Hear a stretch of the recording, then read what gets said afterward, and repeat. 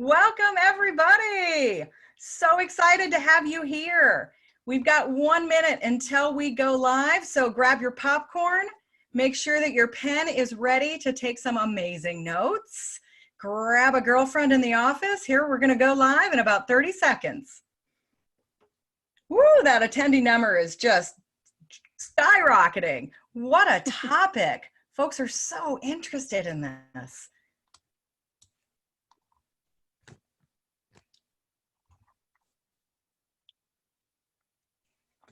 Wow, the numbers are climbing. This is fun to watch. I feel like I'm at a casino right now. Everybody's coming in. It just tells you we're talking about something so important, doesn't it, ladies?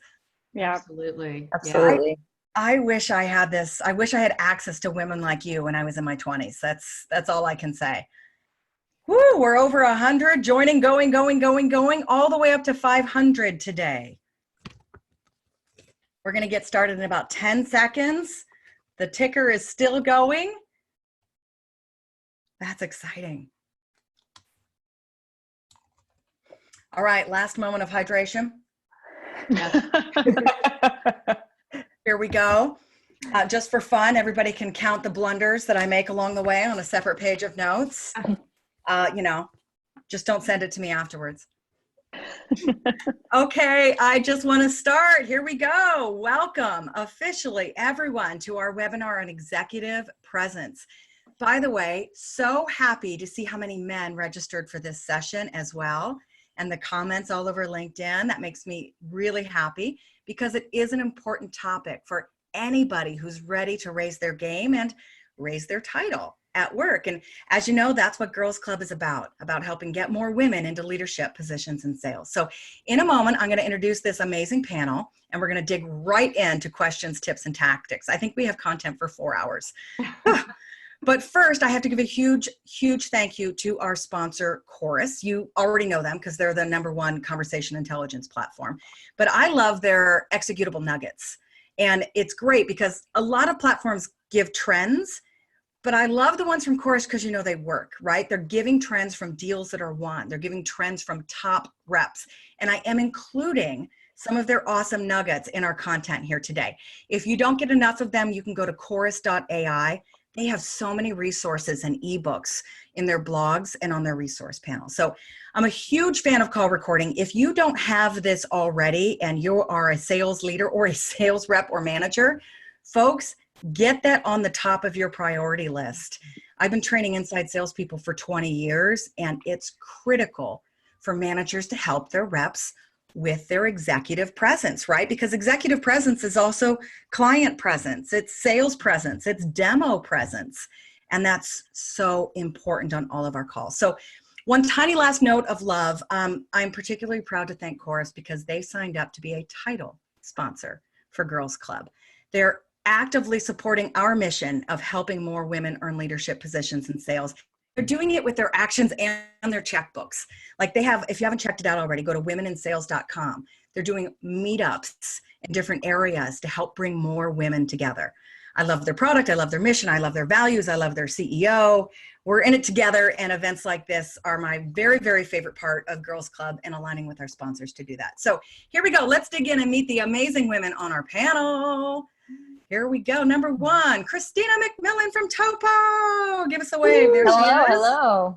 Tell us about the braid in 10 seconds or less. What's going on there? Well, so my daughter this morning when I was getting ready told me, I was telling her about my day, and she said, Mom, you need a frozen braid. If you have to do something important today, you need to have an Elsa braid for it. So Elsa is a badass. Let's just say that. Christina is the Vice President of Research at Topo. And wearing her research hat, she's researched executive presence in over 1,000 meetings. She presented on this topic at our Girls Club finale conference for Generation 1 and wowed everybody. So she's got some really great insights. Julie Hansen, give us a wave. Hey. An author, a keynote speaker, an entrepreneur, is the founder of Performance Sales and Training. Julie has literally written the book on presence and includes awesome tips also from her acting career. So, a Hollywood star as well as a star on stage. Very excited. Samantha McKenna. Sam is the former head of enterprise sales. Do we have to pause to give you a hard time? We should. Sam, I think it's amazing. That's every little girl's dream. Sam is the former head of enterprise sales at LinkedIn. And I've been trying to get Sam featured on one of our webinars for over a year now. So we're really, really glad that she's joined us. She's had a huge career at a huge company and also a huge personality. I love following her at #SamSales. You can see some of her tips there as well. Very exciting. And Thank you. I am going to share a discount code. As you guys probably heard, seats in our exclusive Girls Club training program are open now, and everybody who's attending gets a discount code. But for now, I'm going to kill the slides so that we can just talk. Are we ready? Ready. Do you know what? I need to I'm so sorry I didn't address this. Our fourth panelist, Kristen, had an emergency. So Chris, I've got all of her nuggets here with me. She's the VP at Hewlett-Packard Enterprises and has had just a meteoric, that's 3 flubs in one sentence, and had so much to share. She's so sorry that she can't be here, but I'm going to do my best to represent her, as good as that's going to be. Here we go. Number 1 question. I'm going to start with you, Christina.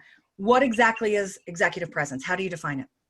Yeah, well, I mean, certainly I think I think when I presented on this at Girls Club, it was some gigantic word cloud that was like, yep, it's everything. How I would have just started spouting off a bunch of terms that sound good, like confident and calm and like, credible and all of these different things. And I think when I think about what it translates to for sales reps specifically, and how do we as women on the sales side of the house who are constantly in front of prospects, constantly in front of executives trying to make things happen, it boils down to just a couple of things, actually.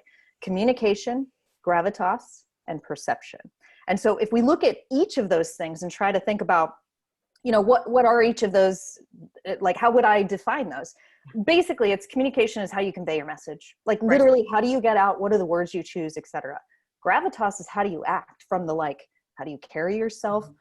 Literally, what do you say? How do you pace yourself? Literally, it's the weight of your presence in that conversation. Gravitas, the weight of your presence. Yes.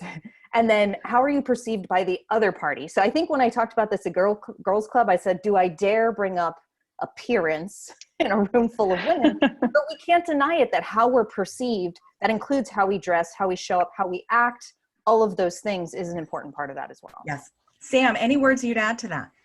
I totally agree, especially on the communications part. So let's look at exactly how that can be done. Your verbal communication, the way you use your hand gestures, as I'm doing with my big personality over here. But I think one of the things that we really miss is brevity. And if you look at executive communications, right, I heard a great rule of thumb. No executive email from us to a C-suite or senior VP should be longer than 2 thumb swipes on a phone. So if you think about it like that, right, or even think about a framework, this is why I'm emailing you. This is the piece about my arguments that I want to highlight to you. This is why I think we should talk. Can you find time? 4 ways to put a framework together, make it really short and brief, right? But that I think is huge in executive communications. I love it. When we were crowdsourcing questions and comments about executive presence on LinkedIn, brevity probably came up more than anything else. And I have to tell you, I'm feeling the pressure on that. I know that we all are for chatty patties. So I'm going to do my best to keep all of us on task and brief as we go forward. So rapidly to question number 2, we've talked about what it is.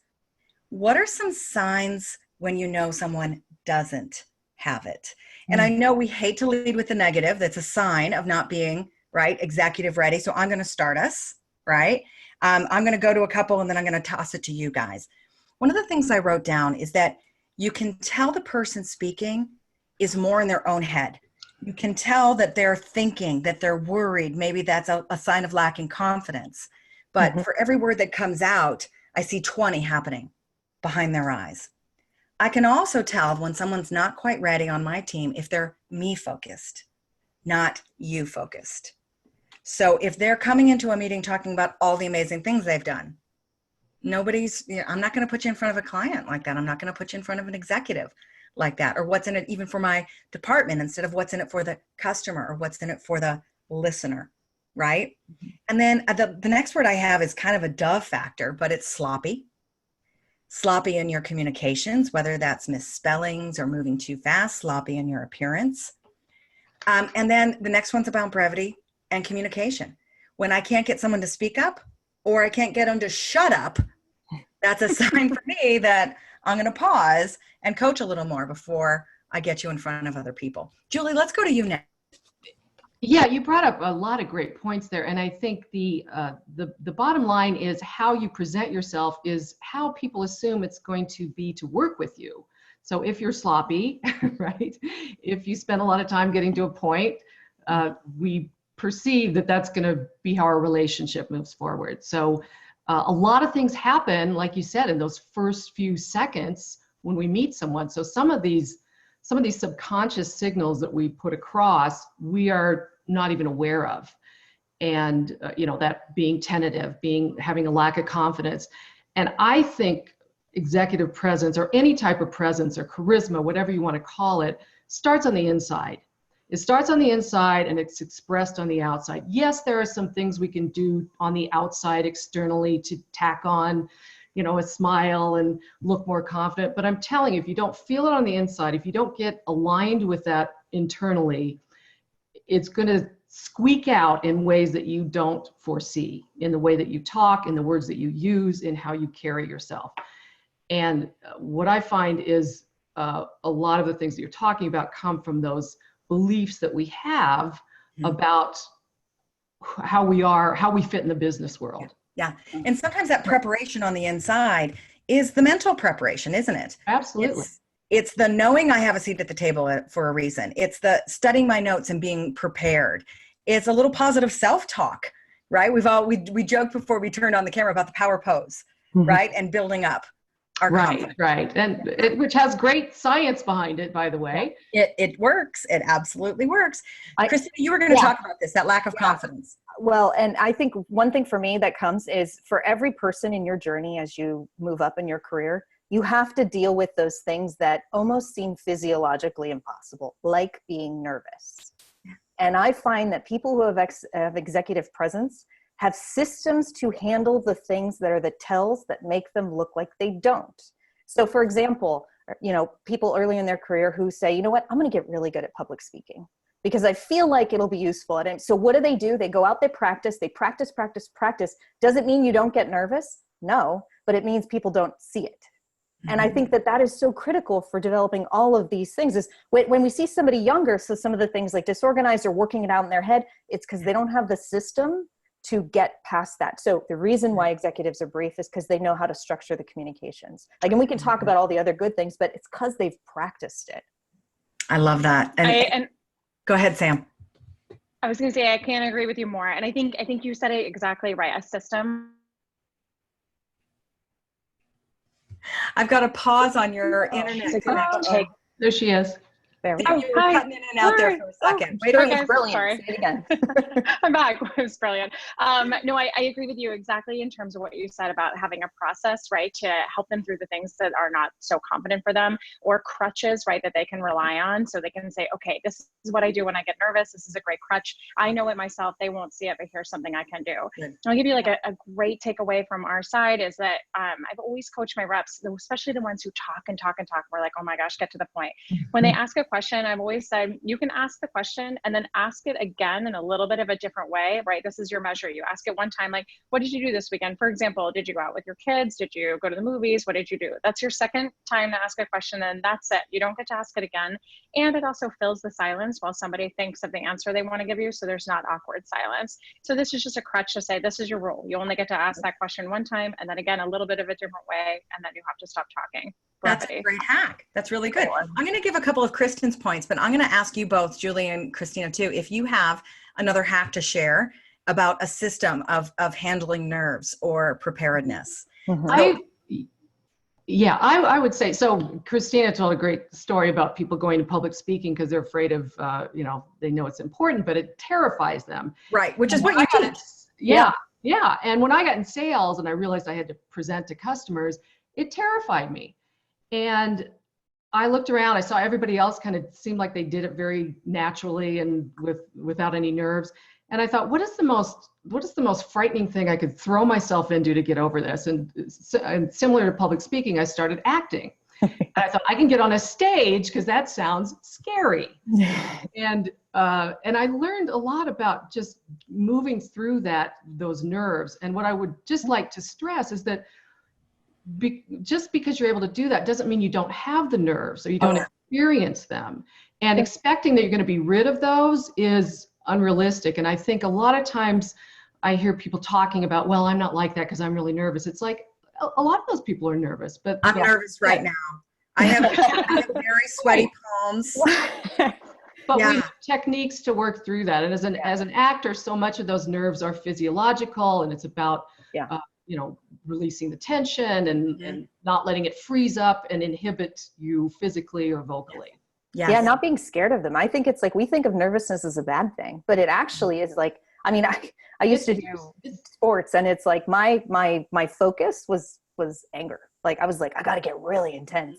And then it was like, what I realized is it was a way of dealing with nerves. Right. And now I don't get angry, Right. but now I'm like, okay, I recognize that. And I actually look at it as like a height cycle, right? Where it's like, okay, I'm ready, let's go do this. I think it also tells you that it's important, and it's an important thing, right? So if you're getting nervous about it, this is important. Take it seriously, right? Do your prep, do your homework in advance, come prepared, dress appropriately, right? I think it's a good signal to say, like, whoa, am I really prepared to do this? So I think the nerves can be also great. Good. But before I go out on a stage, when I get the most nervous, I think about the people I can help. All right. And when I feel like I'm going to freeze up, or I feel like there's a problem, I find somebody in the audience, or with you guys right now. I just try to mentally connect with you, right? Make some eye contact and make you my friend, and think about what I'm doing to serve people. And that can help in a meeting as well, right? If you're stuck behind your agenda and your talking points, and you're not focused on helping with your comment, with your question, with your presentation, people can see and feel that. Yeah. Let me give Kristen a shout out here with a really, really good tip to 2 things she can tell when people aren't ready. Number 1, a yes man. So how many meetings have you gone to where you've disagreed versus where every single one? Yes. Go ahead. Which is why you're at the top. Can we just be honest about that, right? So beware the speaking up just to agree. People notice that. Not cool. The second one, and this one, I know you guys are going to head nod on this. If you found a challenge, I love that you bring it up, but you must bring a solution every time. Every time. And here's the thing. If you've got a great relationship with your manager, and it's okay, and you have a safe place to have those discussions, that's wonderful. But remember, it's also your manager who's going to say yes, no, on putting you in front of people at the next level. So it's okay to do the venting as long as you're also coming with a solution, right? Absolutely. All right. Thank you, Kristen, for that one. Here we go. What are 3 signs when you know, especially someone who's been on your team, that they are ready? Sam, I'm going to go to you first. So I think one, just the knowledge of what we're going to do next. So in terms of, let's look at it like we're going to go with a large executive meeting. So one, they have a full understanding of what the challenges are that the customer has, right? And there's a mutually agreed upon challenge. I always ask that first. What challenge have they agreed to that they have that we are solving for? If we don't have that, I really know they're not prepared. But a thorough understanding of the client. I think too, having done their prep work, and these are really small things that make you just look great at a meeting. So understanding exactly what the location is, what the logistics are of what we need in terms of setup. These are things I think a lot of sales reps and frankly managers just forget about, and then they get there and realize they don't have the right hookups. So we're not going to be able to display correctly. These things are super important, right? I know we've all been there, and then 10 minutes in the meeting, we're still not hooked up, and we've wasted 10% of the meeting on this. I think the other thing, right, in terms of preparation is really just, again, understanding exactly how our solution will help them monetize better, right? At the end of the day, that's what we really care about. We really care about how are you going to make a financial difference, either in efficiency or driving revenue for our organization? Good. And have we been able to define that, articulate it, and do we have a great story behind it? Great. And that's important outside of sales as well. If you're presenting to executives on an idea and you haven't figured out the math that goes with that idea, you're not ready yet, right? Exactly. Julie, how about yourself? 2 qualities that come into play, I think, here that fall into executive presence is being decisive and confidence. And that is communicated in a myriad of ways, but one way is in how we vocalize, what words we use, how we sound.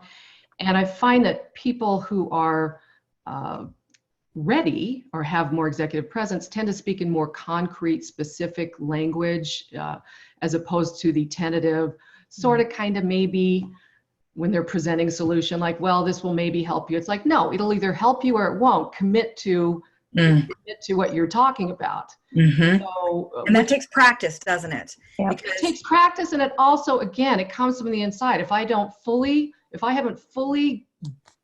embraced the belief that I can help you, and are we wrong sometimes? Certainly. But as to my best of my ability, I believe this will help you achieve these goals. right. Because they want, a customer wants to believe you. They want to be reassured. You're not going to lie to them. So don't say anything that you're not comfortable saying, of course, but be specific. And also avoid some of that apologetic language, like, well, I hope that this will be to your liking. I'm really sorry. Not that you can't ever apologize. Yes. But apologizing for taking someone's time just shows that. Especially in the beginning, right? Yes. And what that does is it sets the status. And this is a problem that I find with women in particular that I coach, is how we feel about ourselves in relation to other people. And our status is reflected in, like you said, the words that we use. That's when we have a low status or feel like we're just lucky to be there. We're likely to say things like, oh, thanks, I know you guys are really busy. So you can try and just knock off those words, but you understand why you're saying those words and deal with the issue. Well, and Julie, I think to your exact point, the minute that you say that, you lose credibility, right? So executive presence is all about matching the person that you're with, right? Even if you are an account executive, a senior account executive, and you're meeting with an SVP of sales, the idea is for them not to feel like you are 20 years their junior or 15 years their junior, that you're their equal. So the minute you apologize for that, it's a dead ringer that you're not. But I think your point too is something I've always reiterated with reps. Every time they say, I think we can be of help to you at the end of an email or their email communication, you don't think, you absolutely know, right? So just teaching them just what you said, to take that word out and just say, I know we can be of help, because I don't want to talk to someone that thinks they can help me. And it's an interesting point. I was having a conversation with my fiance about this the other day, about I think. And I said, I don't need to say that before everything I say, because clearly if I'm saying it, I'm thinking it, right? Yeah, it's so true. And what it does, it's one of those words or phrases that sort of tempers what we're saying, right? I think, therefore it may not be what you think. I hope. Yeah. Yeah. Okay, so here's a tip. Right now, go back and look at the last 10 emails that you sent to your important audience, whoever that may be. Get out a highlighter and find the words. Be brutal with yourself. I know that I'm going to find them in my own as well, and I'm working on teaching this crap. It's not easy. If you're presenting, make sure that you record yourself, even if it's just your phone in your pocket on audio. That's how you find out if you're using those modifiers. Love that tip. Christina, wrap us up here. Yeah, sure. So mine seems like a stupidly obvious one, but it was one that I was drilled in early in my career, which is you have to structure your communications. So I think we've all been in those meetings, like take away from executive presence, like for a second, but just in those meetings where you ask someone to give an update and they kind of wander around the update. I call it this one time at band camp. This one time. And it is kind of like I don't want to hear the whole story. I don't know if there's 30 seconds left or 30 minutes left, but I don't know where we're going. And I actually work on this with my team, with the teams that we work with. But even in a presentation, somebody should be able to gauge on any given slide where you are and how much you have left. Now, I'm not saying you got to do progress bars or stuff like that, but you've laid out a structure for how this thing is going to go down.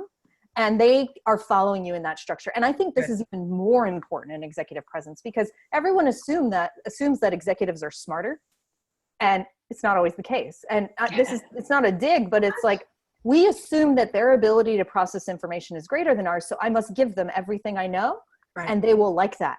And it's actually the exact opposite. These poor people have so much information coming at them, and they're making so many decisions that if you can narrow that communication, not give them the 100-page update, but give them the 3-bullet update you can parse it for them with the most critical things, and you are right, then I know somebody's ready, because they have read the room, they've read the audience, they know exactly what's most important, and then they stop talking.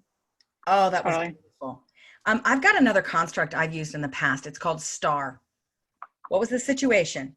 Here was the task I took in that situation, right? The dad tasked me with this. Here was the actions I took, and here were the results. 2 sentences max on each. Something else you can steal and use. I love that. That's great. Now, I'm going to ask a question that's come in from our participants right now. Let's talk about dress code for a second, right? We have a casual office, but I'm presenting to executives. How important is dress code? What do you do with that, ladies? I'll raise my hand on this one because I've had to have a super uncomfortable conversation with a rep before that actually turned out to be a lifesaver for her. So I used to have a rep that wore sundresses to every executive meeting we had, right? I'll take a pause there, grieve and understand. And it's awful because what are you saying, right? You have to have this conversation that's not really PC and it's, tiptoeing on HR and it's an issue. So I'll save every sales manager out there the headache and tell your sales reps, just be polished and just wear something that is tailored, whatever it is. It can be the most expensive thing or the cheapest thing from any store on the planet, as long as it's tailored and it's polished. So take the moment to not wear jeans that day, or if you do, wear tailored jeans that have been washed recently. A blazer, wear something that just brings a little tie and polish and structure, right? You want to appear structured and polished, so make sure that your outfit does the same. Even in a casual environment, even if you're in San Francisco and everybody wears hoodies and tank tops and Lululemon all day long, do this. I promise you'll stand out in a good way. Very good. Yes, at least iron the t-shirt, throw a blazer on top. Look at how we're all dressed differently, right? It doesn't always have to be the suit coat to look polished. It look the same. Good. I like that one a lot. I like that a lot. All right. I would add that just what you don't want to do is you don't want to distract from what you're saying. Whatever you're doing, and that can mean different things for different offices, and it's certainly a lot more casual in tech than it is in finance. But you don't want people to be focused on your shirt or your shoes. You want them to hear about your message. So just using common sense in that area. Good. I like that. When I send trainers out, I say, listen, your job is to dress one level above where they are. And it's the same when it's executive presence. So if they're in sweats, okay, jeans and a button down. If they're in jeans and a button down, then you get to wear a blazer, right? So I thought I'd throw a few guy examples in there as well. Yeah. I'm going to give 2 other last tips from Kristen when she can tell somebody on her team's got it. The first one is the I and the me goes away and it's replaced with an us. And that's important. She sees the other people focus instead of the me focus. And thank you, especially when you are getting that audience with the executive. So instead of starting with, I'm sorry to take everybody's time, I'll be quick. Thank you for taking time for this important topic today. I'm going to talk about these 4 things. I'll be done in 20 minutes and take your questions. I love that you guys were saying, thank you, Kristen. So here's my LB tip that goes with that. When you were talking about executives and presenting to them, the further I went up in corporate America, the simpler I had to make my message. When you are a specialist, whether that is in sales or marketing or social media or research, you live and breathe that all day long. And it's one of 18 topics that your executive has to hopefully not think about because you're in charge of it. Yeah. Pictures, graphs, present as if you're presenting to a kindergartner, and people will respect you more. You will have a higher level of gravitas and presence because you can simplify. The smartest person in the room isn't the one who can dive in with all the complex. It's the person who can simplify, to Christina's 3 bullets. So here's a segue. Let's talk a little bit about confidence and gravitas some more. We know it when we see it, right? But how do we describe those X factors? How do we cultivate those X factors? So some people call it presence, some people projecting confidence. How do you push through some self-doubt and fool everybody in the room when you're not feeling it? Christina, can I go to you first? Yeah, sure. So I actually describe this as you should be able to answer this question. Do I come across as someone who's done this before successfully? Now, the answer doesn't actually have to be yes, but you have to come across that way. And so there are certain things that go along with that. There is a calmness of presence, and there's ability to handle the stuff that comes at you, like the objections, like things out of left field, like talking about progress. Like, so I often describe this with my team as like, you have to leave the breadcrumbs, right? And that doesn't always mean talking more, but here's an example, right? If you're in a discovery conversation and you say, great, the next thing I want to do with this person is a demo. I might say something along the lines of not like, great, can we set up a demo? That's very brief. But instead I might say, based on how this conversation is going, at this point in this meeting, I usually find it's best if we actually start looking at X next. And I find that when we do that, and I'm guiding that person, so I'm saying like, this is not my first rodeo. I have done this so many times that like I can tell you the best path to take forward. Yes. Yes. You're making recommendations. Yeah. And that's like I'm just going to let you drive. Like you clearly know where we're going. Right. And that's so important. Or here's an idea I just came up with off the top of my head. I love that. Here's where we're going to go next. And what I find when I do that is, nice one.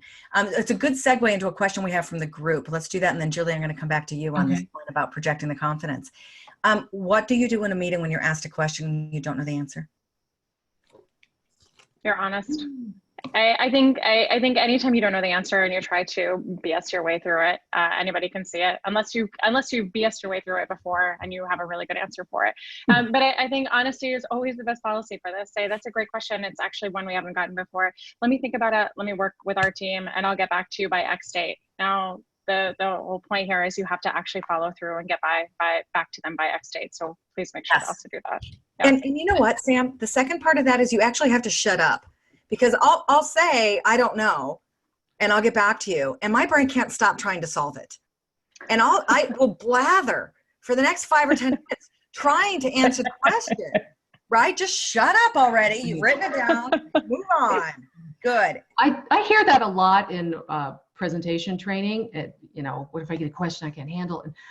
And I think that people have this idea that other people have all the answers. But even executives, they don't have all the answers. So it's an unrealistic expectation to think you're going to be able to answer every question. You learn from every interaction, you get a little more information, you can predict what types of questions you're going to get and prepare as much as possible. Yes. But there's always a few, hangers-ons that are going to come out that you're not ready for, and you just get better next time. Go ahead, Sam. I was just going to say, I think it lends to your trustworthiness, right? And your credibility, because you were honest and you said you didn't know. I think it also gives you an opportunity to pivot. So if you're in sales and you get a question like, what is it that we can do if we buy in volume or if we buy multi-year or whatever, and you say, you know what, I'm not really sure.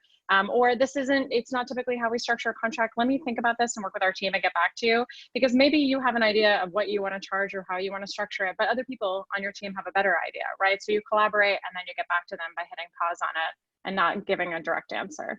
It's good. It's really good. I have to tell you, since I've become CEO, I will ask questions and feel good about my role in the meeting as the leader if I've brought up something that they don't know, not because I'm trying to hook or trick anybody, but because I feel like that's my value add to the meeting, right? I'm supposed to have done this before and I'm supposed to be able to lead these people. So if I got nothing to add, that's kind of a knock on me. So, and I know I've heard that before, that you'll have customers, you'll have executives who will keep asking questions until they do stump you. And maybe maybe it's not always as heartfelt of trying to add value. Maybe they enjoy stumping you, but it's okay. Expect it to happen and give that credit back. Like, wow, I love it when people say that. What an ego stroke, right? But LB, thank you. I hadn't thought about that. Let me think about that some more. I'm like, woo! I can tell you today. That's a good thing. I have some neat data from Chorus on this as well. In 80% of cases of top performing reps, the rep took a good 32 seconds, that's average, before asking follow-up questions to an objection. So just like you're saying, hey, don't worry, you're going to get the objection, you're going to get the question. You address it. You take your time to address it, and then you move on, right? So 32 seconds was the average. I thought that was great. So the application of that, talk through it rather than moving quickly to a follow-up question. It's natural to want to move past a conflict or a roadblock quickly, but giving the issue dedicated time is what shows the composure and the confidence. And that is a common trait of top reps as found by Chorus. Isn't that great? Love that. All right. So do we have we talked about polish, right? When we were talking about dress code, right? Any solid examples of not polished? Things we've seen, like, sometimes we got to call it out. Won the cake there. I am not an incredibly tall person, but sitting up straight, there's just, so like literal physiology to me is actually that takes nothing for a person to be able to correct that polish. Like, stand up straight, look someone in the eye, don't be hiding behind your laptop and your notes. Like, just being like this, extending your actual physical presence, like not power posing and all that, but just literally in a meeting, like, be a presence. Well, okay, so let's talk about that. Let's say the meeting's filled, and you know it's going to be filled.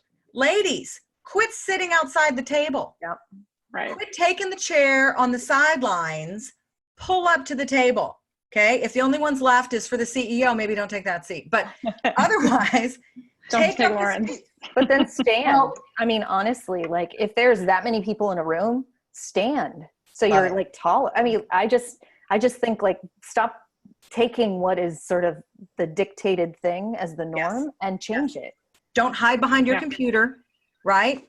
And like you're saying, if I'm taking up less space when I'm hunched, right? Whereas I can take up more space here.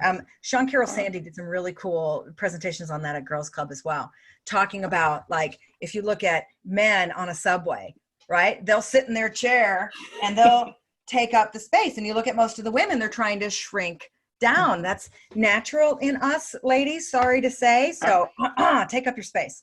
Julie, your point. Well, also, don't sit with your friends. I think women tend to congregate more and feel more social, and those times where maybe people aren't deciding whether to promote you necessarily on the spot, but you're establishing this reputation and this perception, and you need to think first about where I need to be to contribute to this meeting and be seen and be heard. And friendships are great. And if your friends want to sit up there with you, that's fine, but don't just gravitate towards where's comfortable. I like that a lot. Very nice. Sam, yeah, I was actually going to go back to your question that you had asked a minute ago about gravitas, right? And how do we make sure to have this? So one good takeaway I'll give you guys as well is just the art of being able to have a conversation, I think, is also a massive part of gravitas. And I'll tell you this, like, I was just coaching a friend of mine who said, okay, I'm going in for this interview, and what am I going to do if the interviewee, instead of her assistant or whatever, comes to get me?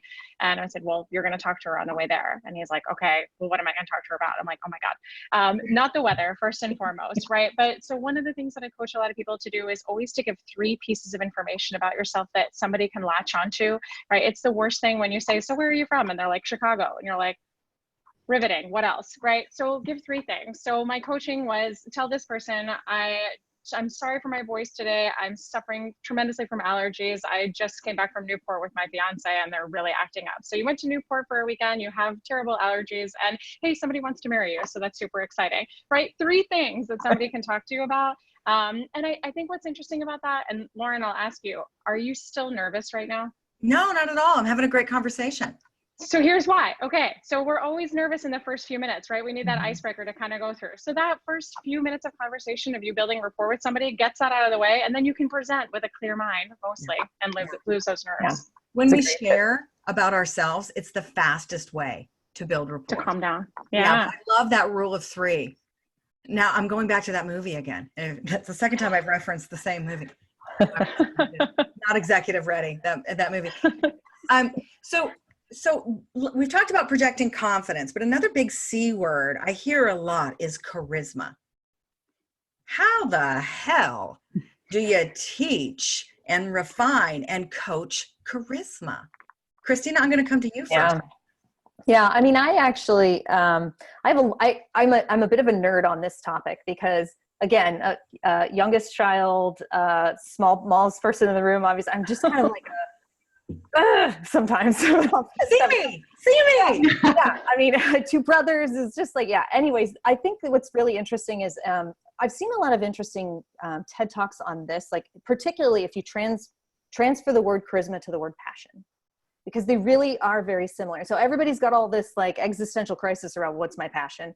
And I think that it's very interesting because when it comes to sales and it comes to work, like, it's not about is the thing your passion, but can I be passionate in the things that I do? So when I talk about something, I mean, look, a lot of my day is talking about process, talking about data, but I'm super passionate about it, not because I'm a geek about data and process, but because I really enjoy making things better and working with my team.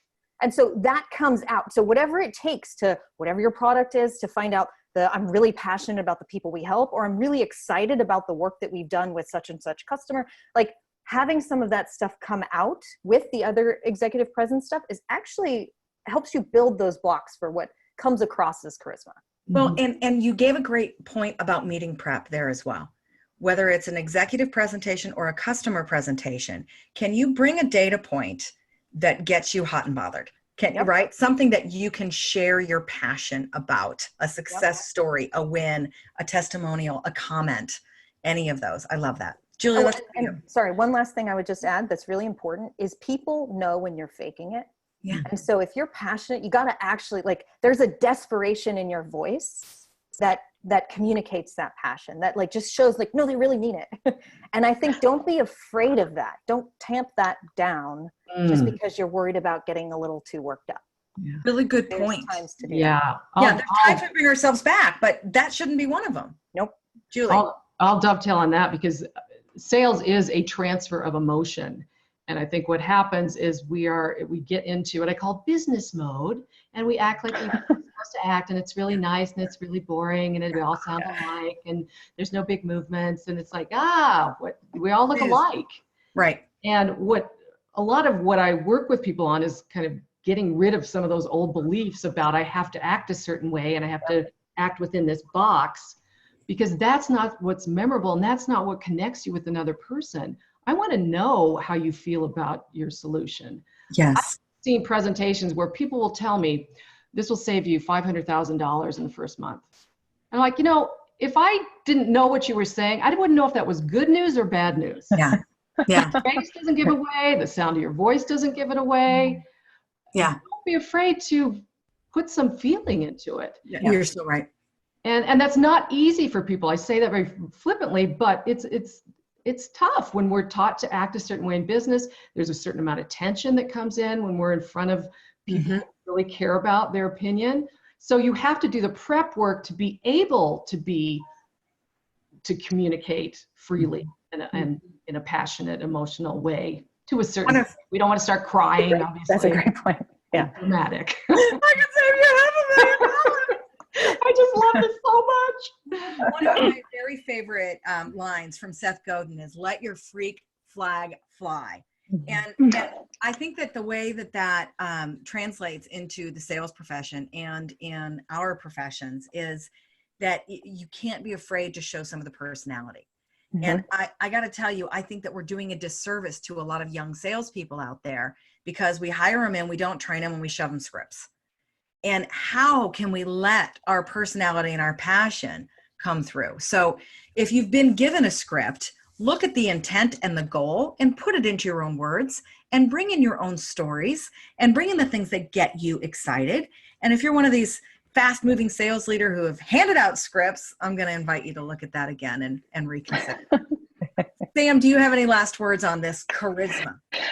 I think the only thing I would say too is I know it's a difficult thing to build and develop if you don't already have it. So you think, where do I start, right? So going back to Christina's process, right? I think one of the most easy things you can do to bring to the table is just be a good question asker. And even that I know is a challenge. There's countless pieces of data that talk about that anybody who asks a question, right, is more liked by people. And then somebody who asks a question based on the answer to their first question is even more liked, right? And people want to buy from people they like.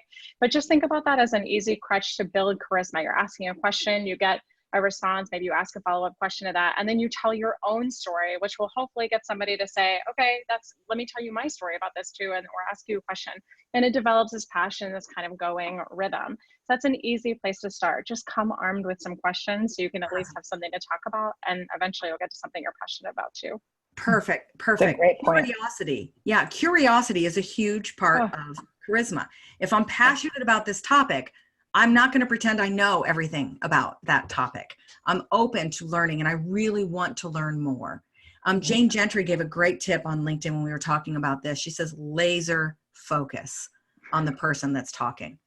That gives gravitas. If I can tell that you are honed in and I'm the most important thing in the room to you right now, I feel you're listening to me. And frankly, your credibility goes up because you're not just waiting to talk or waiting to pitch.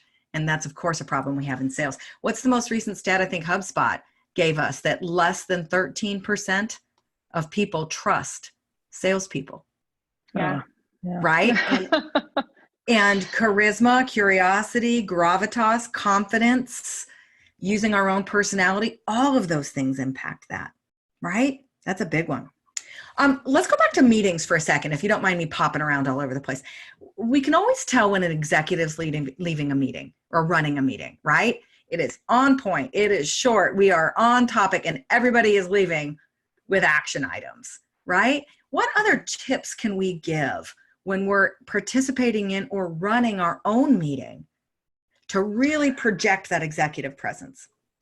Yeah. Go ahead. Oh, I was just going to say one thing I would say with all the tactics that we're about to share. I think that the one overarching question that I'd want everyone to keep in mind is, am I using people's time wisely? And so yes, it could be like, make sure you're brief, make sure that you set an agenda, make sure you do all of these things, but am I using their time wisely? And if I'm convinced of that and I'm sharing value, keep going, but don't keep going forever. And I just want to make sure that everybody keeps that in mind. I like that. Two points for me. One, if you listen to everything Christina keeps saying, right, she keeps talking about an agenda. She talked about this earlier, making sure that you talk about exactly what you're going to cover, right? And then agenda again here, which is so important. I call this out because I think it is missed over and over again, especially in demos, right? You don't need an agenda for a discovery call when you get in that meeting, or your initial call, but certainly for a demo or an executive meeting. Tell me what you're going to cover so that when you're going through the presentation, I have an idea of where we are on track, how much time we have left to go. I can know exactly how soon you're going to wrap up or how much longer, right, you're going to take. I think that's huge.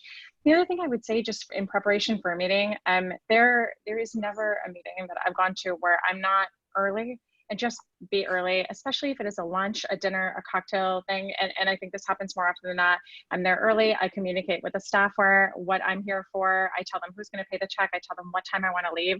Have you ever been in this situation where you're at lunch and you're like, okay, we're ready to wrap up, and you're trying to make small talk, but you're also trying to turn around and get the waiter's attention, and it's so awkward. And then you're like, oh, he's not here.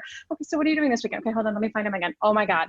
So I think this is it was so uncomfortable. Been there, done I love that. that. Never be there again. Yeah, that's a great point. I've never done that before. Oh my gosh. I met a CEO once for drinks in San Francisco at the Weston Union Station, or Union Square. Yeah, Julie, you'll know better than me. But when she showed up, there was a drink for her, there were little snacks. The waiter knew her already by name, and she was like, this really shows that you were here in advance and you took this 30-minute cocktail drink meeting so seriously. So huge tip. Hopefully you guys can take it away. And there's ways we can take that into a demo, into a sales call, into I've been thinking about you ahead of time and I'm prepared. Yep. Yeah, that you're was important. I'm sorry, am I interrupting? No. Okay. I've got a good tip from Roy at Chorus. Intentional and concise. Think hard about the points you want to make before, right? The most important 3 things, let's say, that you want to get out of it. And then you're being kind of aware of the airtime that you're taking out, and if your points are adding value or not, right? Better to cut it off early than to fill. And I think that's a really good one. Julie. Yeah, I would just add, and if you're leading the meeting, I think being very conscious of other people's time. And we've all been in meetings where you're like, is somebody going to cut this person off? And if you're the leader, that's your responsibility. Yeah. So you have to manage your time. You have to manage your audience. Same thing in presentations. If somebody's got a question and it goes on and on, you need to manage that, because other people are going to start to tune out. You're going to lose them. And pretty soon you've lost complete control. Yeah. I find that a lot when I'm training trainers. Somehow trainers have grown up thinking I need to fill time. Mm-hmm. It's exactly the opposite. But young people are brought up thinking the same. Oh, I've got a meeting. I need to fill the hour. So let me start with some random updates. Let me start with thanking everybody who's ever been involved. Let me start with the best thing you can do is give people the gift of time, right? Being intentional about what the points you want to make and the actions you need others to take by the end of the meeting. Yeah. Or ending early or on time, at least. At least. That's a great. Yeah. One of my favorite faux pas is when they start the meeting, you had the disco call yesterday and you have the demo today, and you go through everything you learned and then say, has anything changed? It's been like 22 hours since we spoke. Yeah. It's the same. Go. Yes. Yeah, so true. Yeah. Here's another one I love from Roy, CEO at Chorus. Speaking half as quickly. So, the most common reason someone appears junior is because they're rushing to get their thoughts out.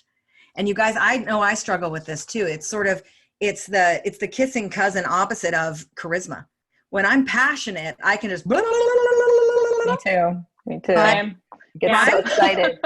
There's something wonderful about that energy. Now, but look at the three of us, right? I'm watching us all in this gallery view going, right? And Julie's like, poised. Well done, Julie. Taking it in. I'm balancing you. Yeah, calm and centered. So that's something I'm working on personally is if you're not speaking up all the time, then people are going to listen more when you do eventually speak up. And when you have the gravitas to slow it down and make the point solid, it sticks. Well, I just like to add to that. Not everybody should cut their speech in half because that will cause a painful reaction across meetings in the land. Suddenly our webinar went long. One of the things that keeps people's attention is variety. So if you speak at the same pace through an entire presentation, entire demo, and it's fast, it's going to be exhausting. If you speak at half your pace the entire time, it's going to be boring. So use places, mix it up. It's all about variety. It's like if you get excited about something and it comes out a little faster, great. Remember to slow it down. Remember to end your sentences with a period, which means a pause.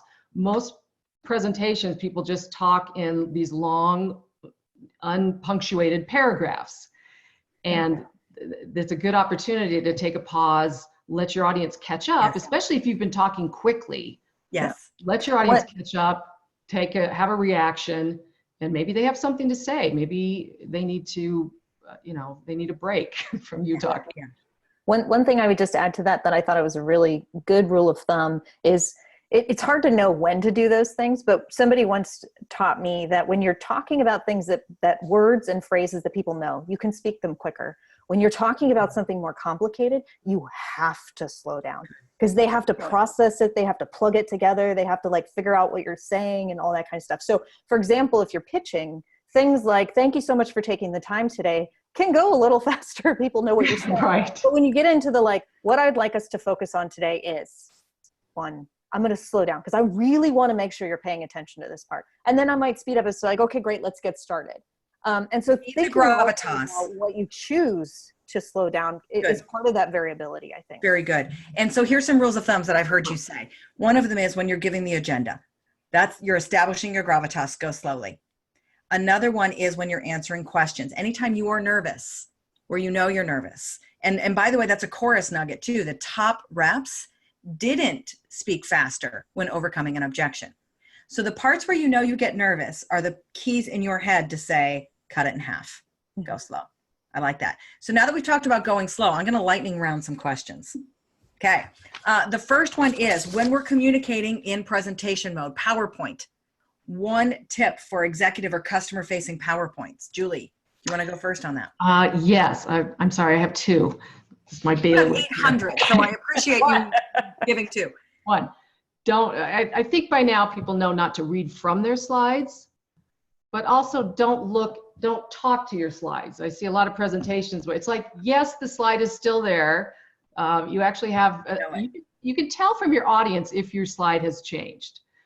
There's something that happens when we present, we think, is it still up there? Is it still the same? Unless you push a button, it's still there. Good. The other thing is know where that light is, whether, how many presentations have you seen where the bullet points are across the presenter and that's all I can think about? The whole time. They must be blind. Yes. Those are two. Everybody can do better at that. Christina, top Okay, tip. well, I'm going to take two quick ones then too. One is white space. I think that it's so important to not overwhelm people. I think that's very important. The other is I'll piggyback off of Julie's, which I really believe you have to think about the transitions. So I tend to think with my team, for example, they'll put something down on a slide and it has a lot more words. And I say, that's great. That's your talk track. Now cut out everything but 3 words in each bullet, use the same talk track, but that's what you're going to show on the slide. Good. I love that. Really good. Social media, Sam, you've got to, like, you own that. Well, my points are actually sub points, I guess, to Julie and Christina's, but I think you're up there giving a presentation for a reason. So the things that you're going to talk about shouldn't be explained to every single detail on the slide. It should be just like Christina said, 3-4 words in there that you could, that's enough of a hook to say, okay, there's something behind this. And then the person's actually going to present and explain. So please make it really brief on the slide and then explain during your presentation. Love that. Good. I've got to share one too I got from Matt Smith. He's a former head of sales at Southwest Airlines and just all around fantastic guy. 4 boxes in a PowerPoint. You get 4 slides. The first one is your executive summary. Always start with that, right?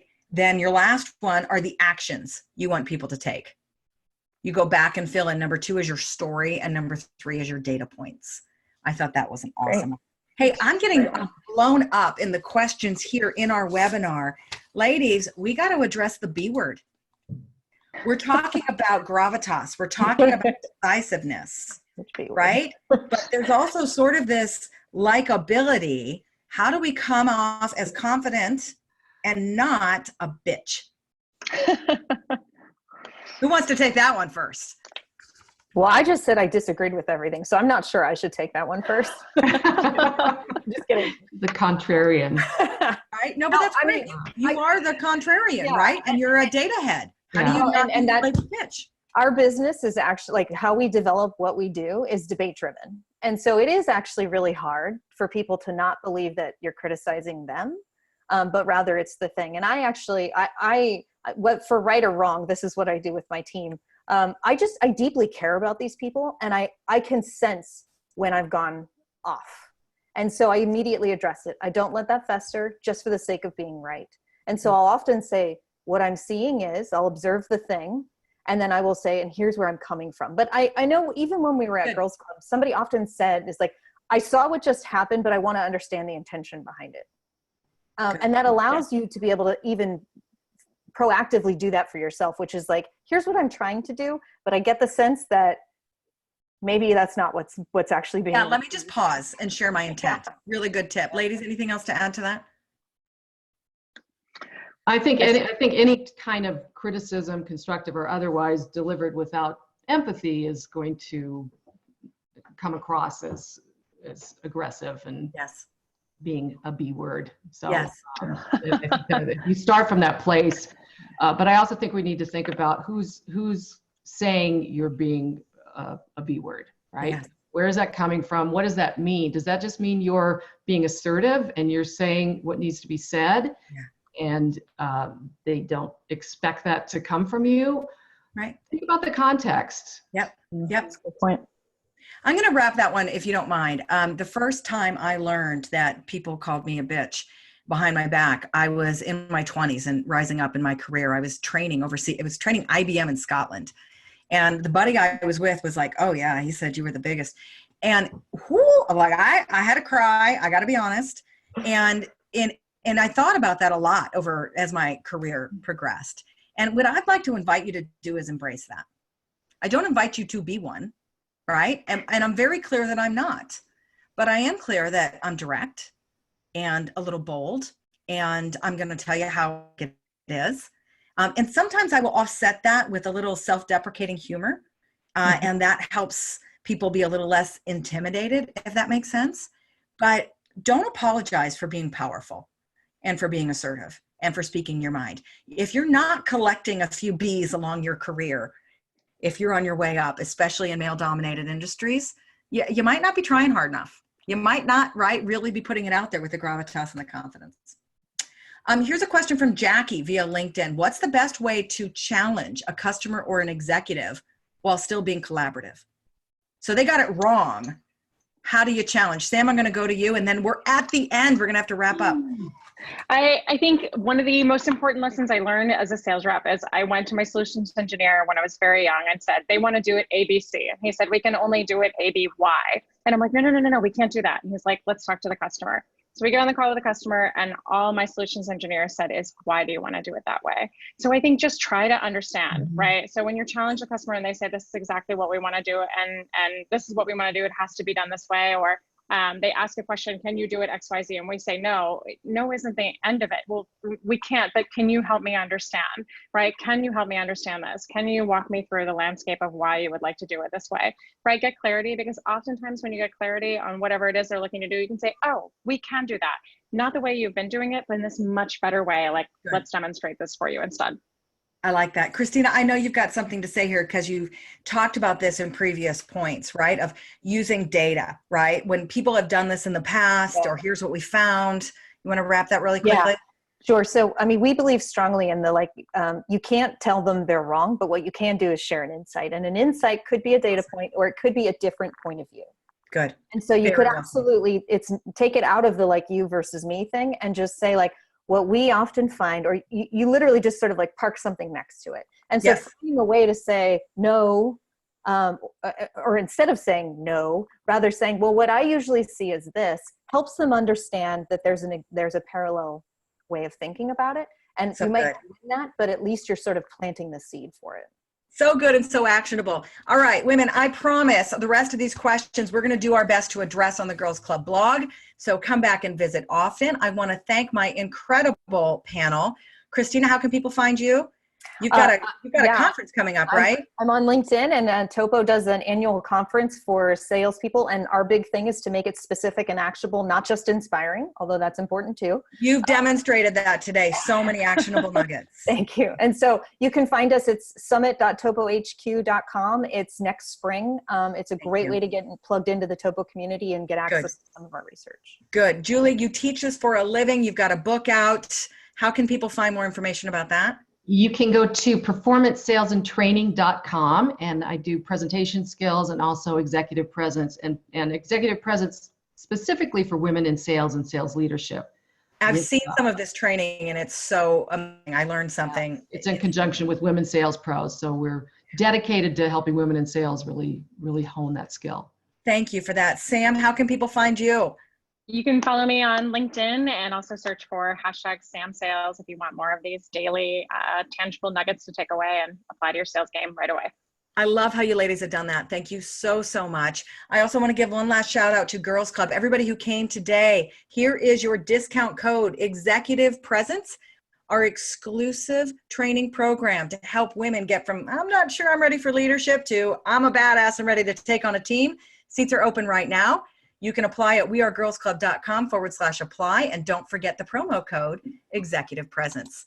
Thank you all so much for being here. I'm giving you a literal round of applause. You guys were fantastic.